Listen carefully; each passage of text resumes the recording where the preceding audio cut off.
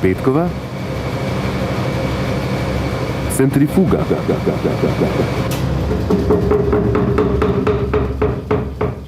Že drugi dan konklava po 4. glasovanju smo dočakali beli dim.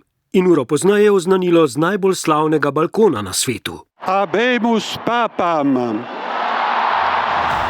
Kardinali so za 267. papeža kar malce presenetljivo izbrali 69-letnega ameriškega matematika, ki je hkrati teolog in kanonist, Roberta Francisa Prevosta, ki si je nadel ime Leon XIV. In že s prvimi besedami tlakoval smer svojega pontifikata. Mir z vami. La pace sia con tutti voi! Anch'io vorrei che questo saluto di pace entrasse nel vostro cuore, raggiungesse le vostre famiglie, a tutte le persone, ovunque siano, a tutti i popoli, a tutta la terra. Dolgoletni misionar, prvi papež iz Združenih držav in drugi po Frančišku, ki ne prihaja iz Evrope, si je zaželel, da bi pozdrav miru vstopil vsa srca, dosegel vse ljudi, vse narode, ves svet. Ja, zelo pomembne so tiste prve besede, ki jih papež reče, in njegove so bile prav pozdrav miru z besedami svetopisanskimi. Po eni strani je povedal, da je to pač krščanski način prinašati mir, a ne, po drugi strani pa dejansko opozoril, da na to, kar je tudi Frančišek pred njim, da svet zdaj kriči po miru, da potrebujemo mir in da mora nekdo na takem položaju vse svoje sile usmeriti prav v prizadevanje za mir.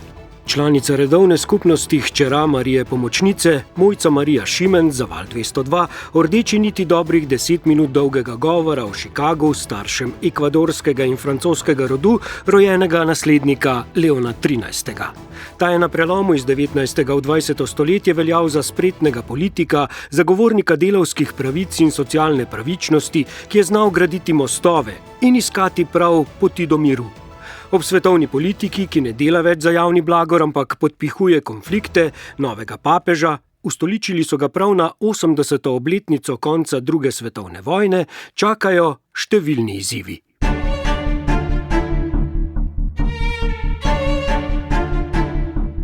Nur wenn Sie Vertrauen haben in die Demokratie und ihre Vertreterinnen und Vertreter, kann diese Demokratie. Če bomo verjeli v demokracijo in njene predstavnike, bo ta uspešna. Zaupanje je od nekdaj gonilo političnega delovanja. Kljub upravičenim in neizogibnim očitkom ne smemo pozabiti, kako srečni smo lahko, da imamo svetovljansko državo s številnimi prijatelji v Evropi in po svetu. Dass wir als weltoffenes Land Freunde haben in Europa und auf der ganzen Welt. S temi besedami se je uradno od položaja poslovil 9. nemški kancler, socialdemokrat Olaf Scholz. Kako pomenljive misli v tednu obeleževanja 80. obletnice konca vojne vihre, ki jo je zanetila prav nacistična Nemčija in je v 6 letih zahtevala več kot 60 milijonov življenj. 80 let pozneje, ko so nekdanji agresorji na pravi strani zgodovine, nekdanji osvoboditelji pa na napačni. Ko na veliki paradi ob dnevu zmage, paradi cinizma, kot jo je poimenoval Zelenski, Vladimirju Putinu družbo dela zanimiva druščina. Od mednarodno izoliranih vodij z avtokratskimi težnjami do tistih, ki so se znašli v središču preiskav zaradi korupcije, kršitev človekovih pravic ali celo kazenskih ovadb. Abgegebene Stimmzettel 618, ungültige Stimmzettel 3. Mit Ja haben gestimmt 325 Abgeordnete. V drugo je le šlo. Prvič v zgodovini Zvezne republike Nemčije kandidat za kanclerja po uspešnih koalicijskih pogajanjih v Bundestagu ni dobil dovolj glasov že v prvem krogu glasovanja, čeprav naj bi bila izvolitev Friedricha Merza samoumevna. Prav nič več ni samoumevno, kajti če v Nemčiji kandidat za kanclerja, ki je dobil večino na parlamentarnih volitvah, na koncu ni potrjen od lastnih poslancev ali poslancev SPD, tega nikoli ne bomo vedeli, kajti glasovanje je bilo tajno, pomeni, da res nič več ni samoumevno. Po drugi strani pa ja, smo si oddahnili, Evropa si je oddahnila, Nemčija si je oddahnila in lahko računamo na Nemčijo, ki bo spet nekoliko bolj trdno v sedlo, kot je bila zadnja 3 leta. Tako naša nekdanja nemška dopisnica Polona Fijavš. Novi kancler je v prvem pogovoru za nemško javno radiotelevizijo izrazil neomajno podporo Ukrajini in ji obljubil dodatno orožje. Kar malce presenetljivo pa je Merz kritiziral, bolj opozoril tudi Izrael. Aber noch einmal, es gibt auch eine humanitäre Verpflichtung der israelischen Regierung. Opozoril je na humanitarno dolžnost izraelske vlade do nedolžnega civilnega prebivalstva, otrok, starejših. Izraelski varnostni kabinet je namreč v tednu obeleževanja 80. obletnice konca druge svetovne vojne, v kateri je bilo ubitih skoraj 6 milijonov Judov, ob novih smrtonosnih napadih odobril postopno razširitev ofenzive na Gazo, v sklopu katere bo izraelska vojska vpoklicala dodatnih več 10.000 rezervistov. Cilj operacije je zasedba celotne enklave. Ampak ne še ta teden, najverjetneje naslednji, po bližnjevzhodni turneji ameriškega predsednika, ki bo za konec v Izrael prišel z vrhano malho novih, neverjetnih domislic. Ta teden jih je spet stresal iz rokava. Trump torej vztraja, da Združene države nujno potrebujejo Grenlandijo in ne izključuje niti uporabe vojaške sile.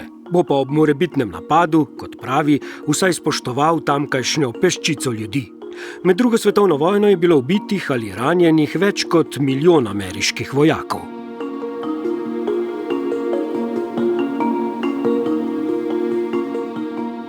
Kot da 80 let po koncu druge svetovne vojne še ne bi imeli dovolj vojnih žarišč, se je v sredo odprlo še eno. Indija je sprožila vojaško operacijo. Kot je sporočila, je bila tarča teroristična infrastruktura v Pakistanu in delu Kašmirja, ki ga upravlja Pakistan. Ta je v odzivu na napade sestrelil več indijskih letal, potem pa sta se sprti strani spopadli še ob razmejitveni črti. Svetovna javnost zaskrbljeno spremlja napetost med jedrskima silama. Malo je zmanjkalo časa, spet. Ja, meni je šlo boljško, ker sem pričakovala, iskreno. V redu, zanimiva tema, zanimiv naslov. Ni bilo pretežko? Šlo je, ni bilo nobene take čudne besede. Tako dosti revna vodila so bila, se mi zdi. Sam časa je zmanjkalo malo. Zbirka novel Edvarda Kocbeka Strah in pogum ter roman In ljubezen tudi Draga Jančarja sta bili obvezno branje za šolski esej, s katerim se je za skoraj 7.000 dijakov v torek začel spomladanski rok splošne mature. Obe literarni deli opisujeta grozne razmere druge svetovne vojne, vpletata motiv izdaje in vprašanja krivde ter se sprašujeta, kje je meja med dobrim in zlim. Pred 80 leti so bili mnogi prepričani, da teh dilem, ki jih prinašajo vojne vihre, njihovi potomci ne bodo imeli. K sreči na Slovenskem, kjer je med vojno in tik po njej umrlo približno 97.000 rojakov, danes vsaj živimo v miru. Dilem pa vseeno ne zmanjka. Da letimo na človeka, ki se kopa v fekalijah, vse to moramo sami urediti, nimamo recimo pomočnika, tako kot v domovih ali pa v bolnicah. Tako je ena od mnogih osebnih asistentov, ki so na protestu vlado pozvali k zakonski ureditvi statusa delavcev za osebne asistente. Oviranim osebam, ki bodo v prihodnosti uveljavljale pravico do osebne asistence, takšnih je 4400, grozi, da je bodisi ne bodo dobile ali pa jo bodo dobile v okrnjenem, nezadostnem obsegu. Ta trenutek v skupnosti socialnih zavodov beležimo 400 do 500 praznih postelj zaradi primanjkljaja kadra. Predsednica skupnosti Valerija Lekić-Polšak je še dodala, da je na seznamu okrog 1500 čakajočih na postelje v domovih za starejše. V lanskem letu je bilo predpisanih preko 20 milijonov receptov in v zadnjih 6 letih se je ta številka povečala za 2,6 milijona. To so res velike številke. In pred 3 leti smo povedali, da potrebujemo dodatnih 300 farmacevtov, zdaj govorimo o dodatnih 500 farmacevtih. Tega kadra namreč nikoli nismo dobili dodatno priznanega in lekarne dejansko delajo na minimumu. Darja Potočnik-Benčič, predsednica Lekarniške zbornice, pravi, da poleg magistrov manjka tudi 300 farmacevtskih tehnikov. Grozi nam začasno skrajševanje odpiralnega časa in celo zapiranje nekaterih lekarn. V zadnjem letu jih je svoja vrata zaprlo 10. Bomo pa že letos za obrambo in varnostno politiko namenili 2% BDP-ja ali 1,4 milijarde evrov ali še drugače 320 milijonov več kot danes, do leta 2030 pa postopoma 3% bruto domačega proizvoda, je na Evropski dan zmage 80 let pozneje sporočil premier. Na temo skoraj 7 milijonov vrednega temelja neposredne demokracije pa ne. Tokrat nič. Samo še podpis podožemanje tedna zgodovinskih trenutkov, 80 let pozneje, Robi Markoč in Aleš Smrekar. Petkova. Centrifuga.